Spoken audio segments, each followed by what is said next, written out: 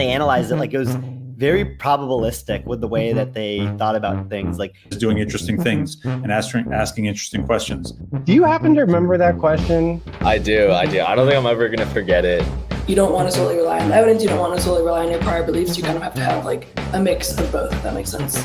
Besides all of that, then it comes out that gold is worth nothing, but we still use the same, I don't know, it's a terrible analogy, but like the same bartering rules and approach. Like, it just wanting to model for other people what I've been preaching my whole career. In order to make progress, you have to sort of reach across the aisle and be that kind of person. The definition of success I use everywhere is anytime the expected points added on a play is greater than 0. Because what that means is you gain points, or you increase the likelihood of your team scoring the next point. So in essence, that is a positive play for the offense.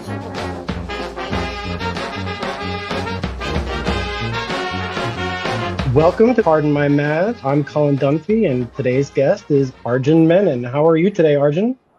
Doing good, Colin. Appreciate you bringing me on for this very special project, and happy to be chopping it up with you, talking ball.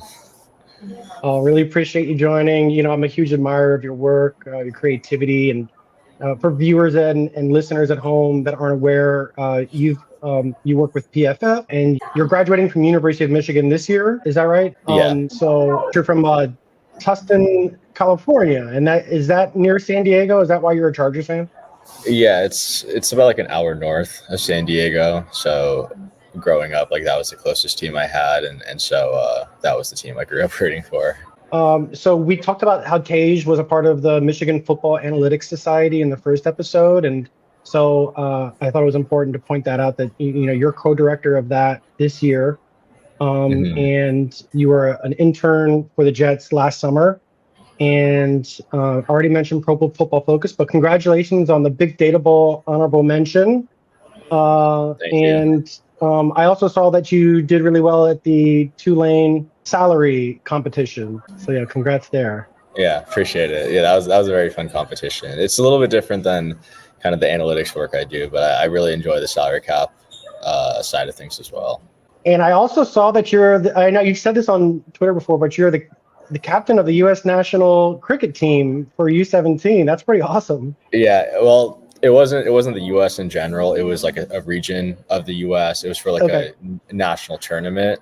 So like, yeah, growing up in high school, I played cricket, and so, the age groups I would usually participate in, U17, U18, U19. And as I became one of the older people on the team, I, eventually was I was given that captain role. So up until my senior year of high school, yeah, I was captain of the like Southwest region for the US, and we'd go and like travel and play in cricket tournaments all over the country.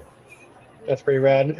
Huge sport in the world. Our first question, I wanted to see if you could tell us about when you first decided to get into football analytics. Yeah, so it really started my freshman year. So for those who don't know, like I was the COVID year. So my first semester, I was in the dorms at Michigan, but we weren't really allowed to do the things that normal freshmen get to do. We didn't really go to class in person. Everything was online. You get to wear a mask. So it was really hard to kind of like interact and kind of form those like social connections that you normally do your freshman year. So I was really in the dorms for a large part of that. And before Thanksgiving, we got kicked out of the dorms and were forced to be at home for the second semester. So had a lot of free time on my hands, and football was really the one thing that was on and constant for me during that entire time. And I started to, I've always been a big data guy, and I really started diving into the data behind it. And I found the Michigan Football Analytics Society as a club, started going to their meetings, and really just enjoyed the way they talked about football and looked at football. So really tried to learn just that side of things, learn about the statistics, how to create them, how to code. And from there, it really just took off after my freshman year. And I was able to land an internship with PFF the summer after my freshman year. And it's been pretty much positive ever since. Right on. Yeah. Been a huge fan of following your work on Twitter. For people who are listening and are watching, your handle is Arjun Menon 100. Great follow.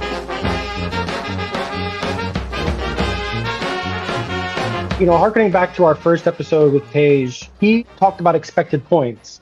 And we did talk about the success rate as well. But can you remind our listeners at home, like, your definition of success rate for us, please?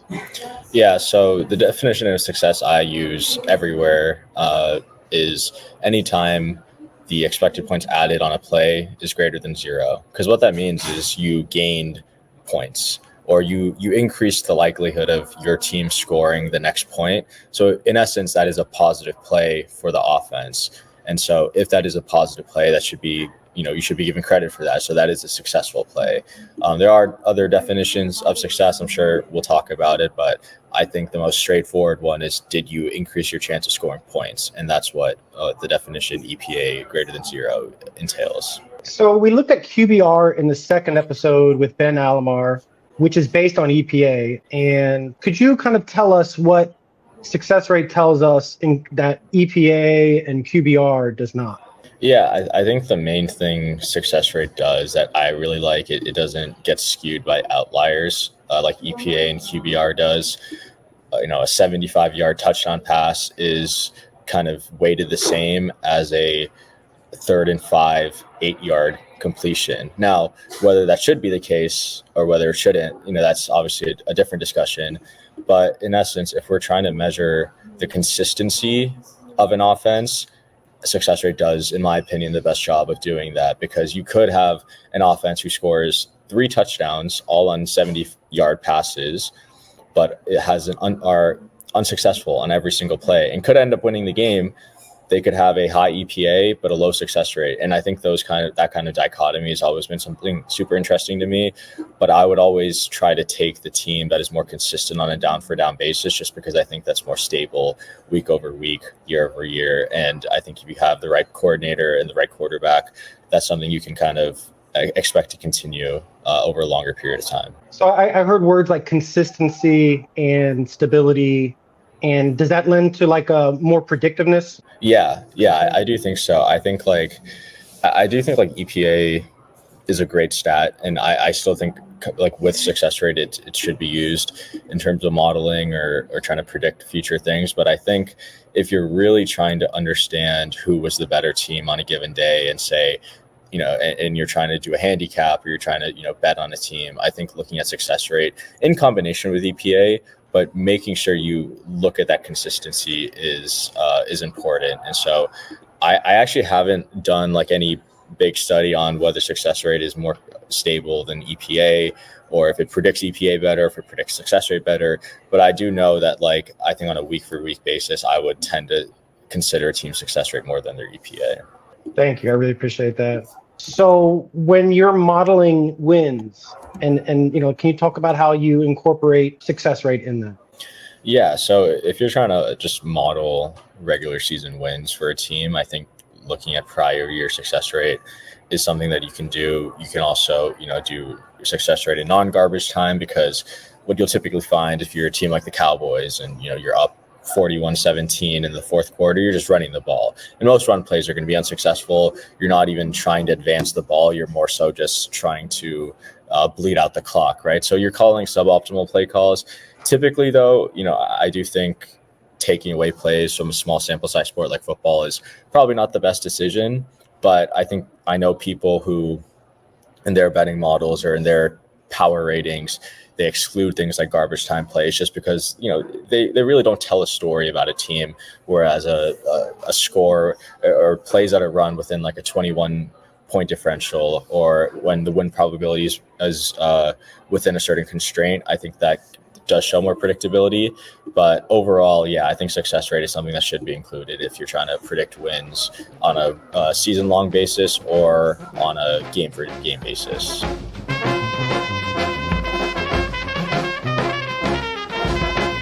Can you talk about Parker Fleming's version of Did We Really Get Beat That Bad? And like maybe the first time, do you remember seeing it by chance? Yeah, so I followed Parker for a while. He's one of the few college people I do follow, because I'm like not that big of a college football fan, to be honest. I love the NFL, but he, I think he does great work in both, and I think he really showed he was putting this graphic up every week, and I'd notice it every week, and I'd be like, okay, like one day I actually sat down and really just looked at it, and I'm like, oh, this is an interesting way of looking at it. It's like if you did, I'm also a big basketball fan, so if you did this graph and you looked at like field goal percentage difference or effective field goal percentage difference, and like, did the team that had a higher field goal percentage win, or is that confounded by 3-point attempts, things like that. So I think I saw this version initially and I'm like, oh, this is really cool. It was kind of messy because in college football, there's like a lot more games in the NFL. And I was like, okay, like, is there a way I can create this for the NFL? So I sat down one day, I forget how long it took me to create the graphic for the NFL, but it really just showed me like, okay, like we can really learn like which teams like were actually dominant in a certain game, or which teams may have gotten lucky to win a game and they had a lower success rate, and kind of figure out like, why did they win? Was it turnovers? Was it explosive plays? Was it just a high rate of negative plays offset by some, positive plays? And I think those kind of things to look at, like looking back on a game, was always really interesting to me from an NFL perspective. Yeah, I loved it because it's a provocative title. It's kind of like, do we really get beat that bad? But it's almost like an invitation to like ask why. I really like following your version this year because I don't follow college football, so I had seen it before, and it just kind of like, I just didn't really understand it, frankly, and so I didn't appreciate it until you started doing it. So I want to thank you for starting that. And as a result, I ended up learning a lot more about success rate. So on our screen here, we have your version of Did We Really Get Beat That Bad? The NFL edition. For week 12, again, that same game when Washington played Dallas. And we see that Dallas had a higher success rate on the day, and so like the net success rate was in their favor. Is that about right? Yes.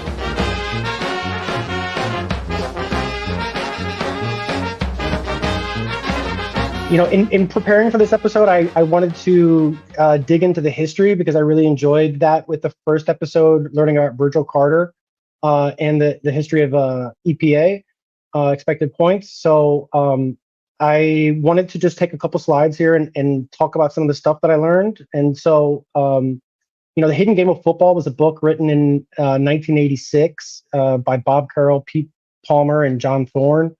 And this is where the first introduction of success rate was made. And I thought that was pretty cool to find out where it came from. And again, it was like it's yards based.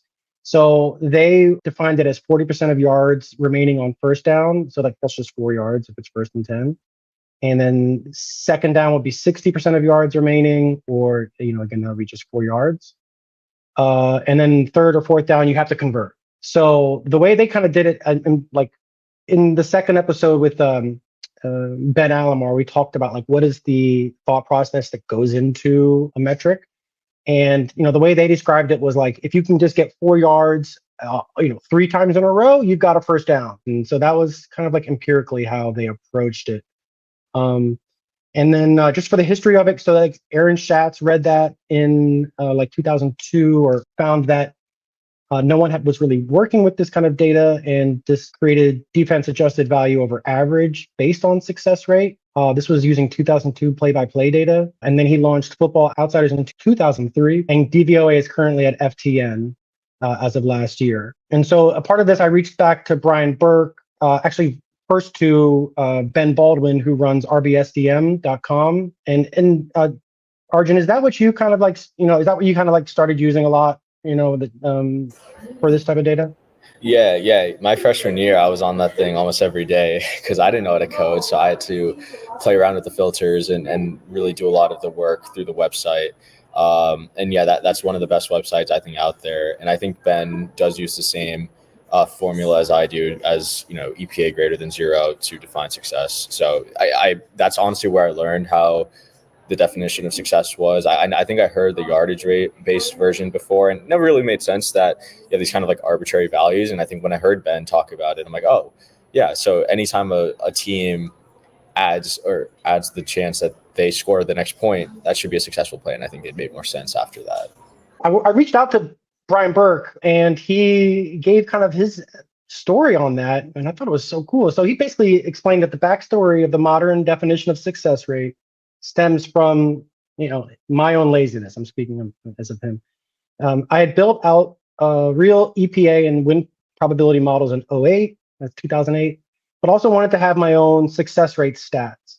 I was working in Excel a lot back then, and when I set out to try and implement the old school SR formula, it was a pain in the ass. So, yeah, he goes on to explain that it was just easier, like you said, and it was like, hey, this is better, So, 2008 is kind of what I think might be the first published use of it. And, which begs the question, it's like, because in 1970, people remember Virgil Carter released his expected points model, but it wasn't available because no one was really coding, widely at that time. It was very difficult to do. Virgil Carter used punch cards, and they were like hundreds of pounds or something like that.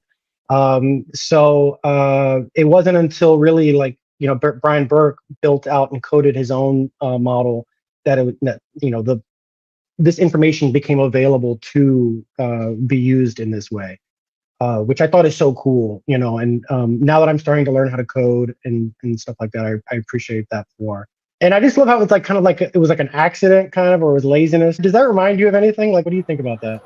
Yeah, it's very funny because when I saw the quote that you sent over, I'm like, yeah, that I feel like a lot of things can be attributed to just trying to find a shortcut or trying to find just being lazy to code it up. And I used to do a lot of work in Excel, and now that I code, I don't really do that anymore. But I know how hard it can be to have these various calculations or formulas that you have to input into a single cell, and it's pretty tedious. And now it's just one if statement that Brian, I'm sure, had to do. And so I think sometimes trying to come up with a shortcut, you think a little bit more about the problem at hand, and you come up with a better solution that, oh wait, the problem I'm trying to solve is our team's getting closer to scoring points, and that's what EPA does instead of, and Yards does that too, but EPA does it in a much better case. So I think that was a really cool story by Brian, and it's pretty funny how he stumbled across that. Appreciate your take on that, Arjun. So a part of the other history I wanted to get your take on, I found a quote, I think it's called Pigskin Books. So a Twitter account that has football, old books and stuff like that. So this is a quote from Finding the Winning Edge by Bill Walsh, Brian Billick, and James A. Peterson, pardon me.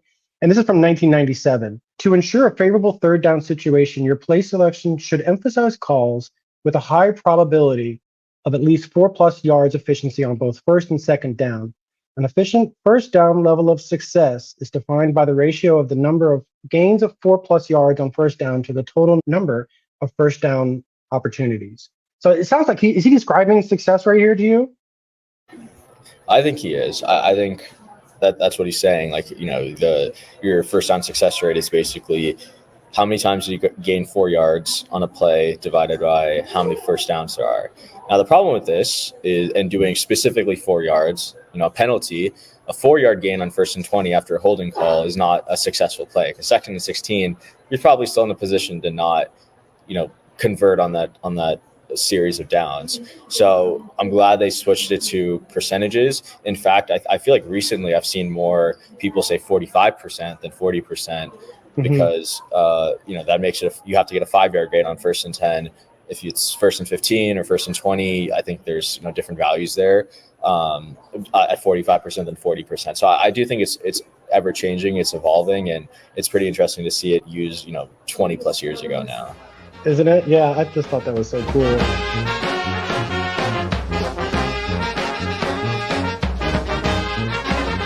We'll switch now to explosive plays. It's like they're two sides of the same coin, kind of almost. To talk about a success rate, we pushed down explosive plays.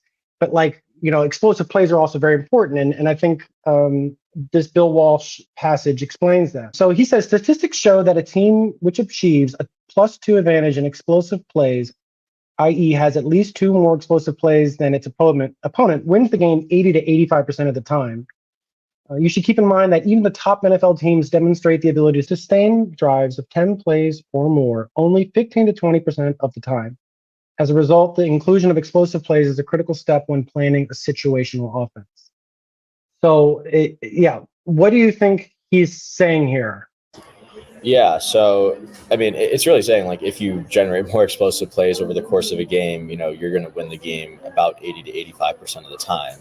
Um, and I think that does bear out in the data. Like one of the things I actually looked at, I'm not sure if you were able to see it, but I looked at like how often did teams with the higher EPA win a game, and how often did teams with the higher success rate win a I was game. looking for that tweet. Was that yeah,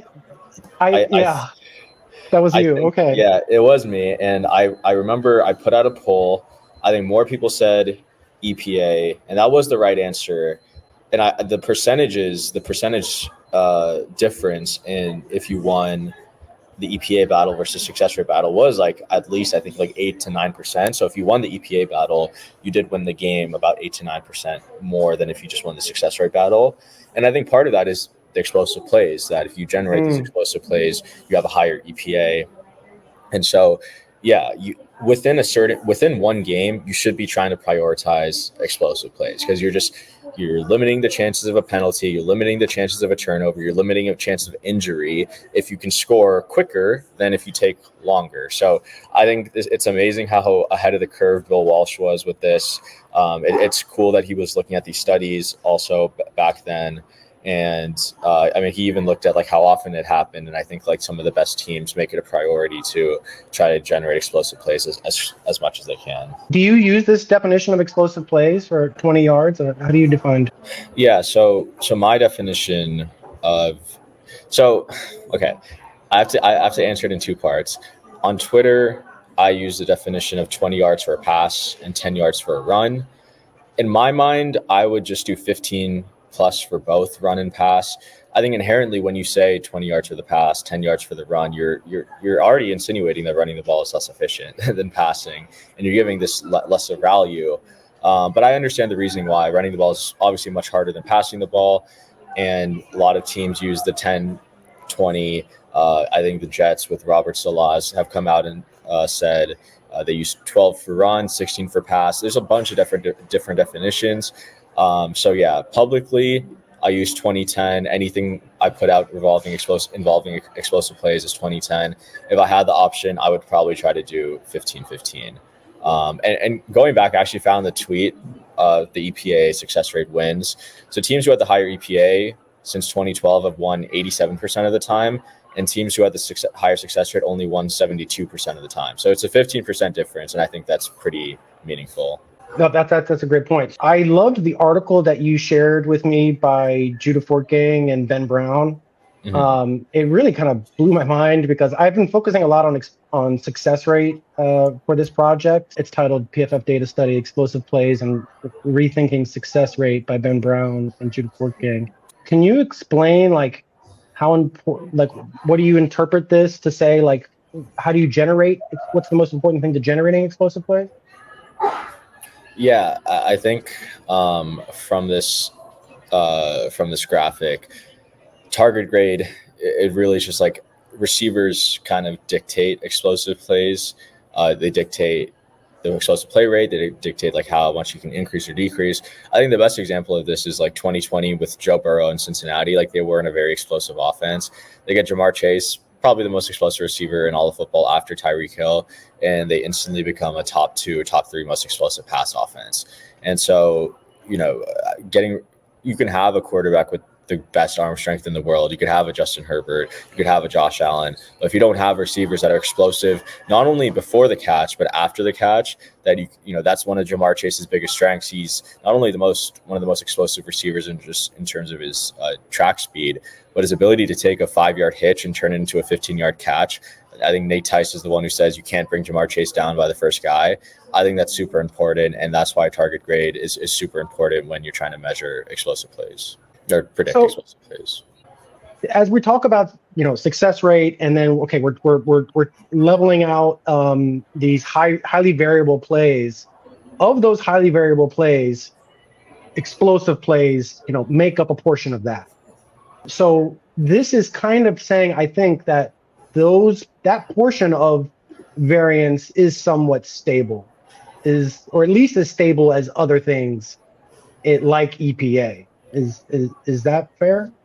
Yeah, I do think it's fair. And again, like in football, offense usually dictates the outcome of a play. So even if, you are this year it was like if you're the Dolphins and you're one of the most explosive teams in football and you go up against, say, the Ravens, who are, one of the, or that maybe that's a bad example because Ravens shut them down. But I think just typically, like if you have a explosive offense versus a defense that limits explosives, I would usually pick the offense to kind of continue their explosive play rate just because of how offense dictates things. And I think that's, again, like that's why target grade was the number one predictor of explosive play rate in Judah's model. So interesting.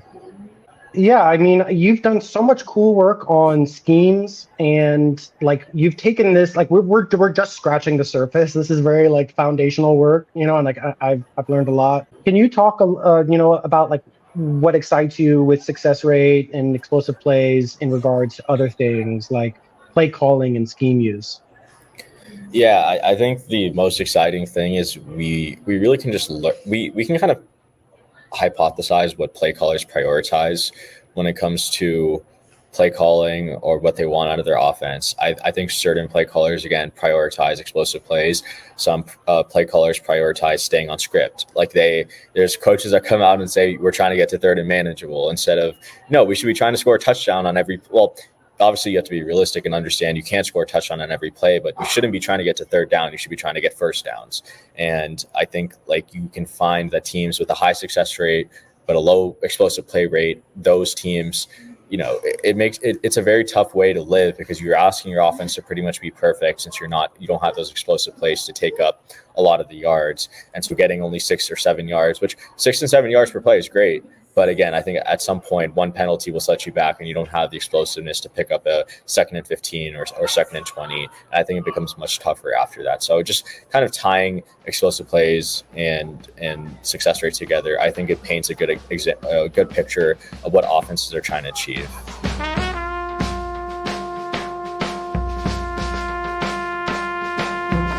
So, can you talk about your experience with the Jets and, like what did you learn about analytics and anything else? Yeah. So, obviously I can't talk about too much with the Jets, but it was a great experience. I think like working within an NFL front office, you kind of see how things are run. You get to see how analytics are incorporated into decision-making, how it can be combined with scouts, how you can combine it with the coaches, the types of work you can do from a personnel standpoint, from a personnel analytics, coaching analytics standpoint. I think there's a lot of things that maybe aren't made public that teams do on a day-for-day basis. Now, obviously, I was only in there for training camp, and things can obviously change during the season in terms of what type of requests you get, what type of things these analytics people work on. But on a pretty general level, I was really just able to understand like what matters and what teams look for when doing analytics or when they're trying to hire people to do analytics for them. Yeah, I appreciate all your posts from time to time on how analytics is more incorporated than like maybe the average fan might think. I wanted to ask, in the first episode, Tej said that that you guys had met through, like you emailed him to say that like you liked a question that he asked. Yeah. Do you happen to remember that question by chance? I do. I don't think I'm ever going to forget it, but it was actually, so it was a general sports analytics meeting that we were both at. It was the first one I ever went to. And so I didn't know anyone, and we had this guy from the Thunder who was a data scientist, data analyst there. And he was, he was like a guest speaker. And so me and Tej were about to ask, we had a question at the same time, and he asked the question I was going to ask. And the question I think was around, did you have any part, or do you have any data that you would say, like, what would you trade Russell Westbrook for? Because that was the time that I think they traded him to the Wizards, or they traded him to the Wizards. And then there was also a trade. They traded Paul George to the Clippers, got Shai Gilgeous-Alexander. And I was just curious, like, is there a way that you guys create values for these players in terms of draft picks to trade them for? And so the fact that we kind of thought of that at the same time, I thought it was just just random, but I think it just goes so far to think about how we think about sports in general, how we think about team building and what really matters to us. Right on. I appreciate that story. I think it's a great question. Now, again, like I've just really enjoyed like the history component of learning about all this stuff. One of my favorite parts of learning about the history of analytics was about Salam Qureshi, an immigrant from India who worked for IBM and worked for the Cowboys in 1962 to start their analytics program for Tech Shram. And he was doing a lot of coding, and it was really around the draft and how to optimize the draft. So would you mind talking about like him or other people in the NFL community that you think are like really important to you?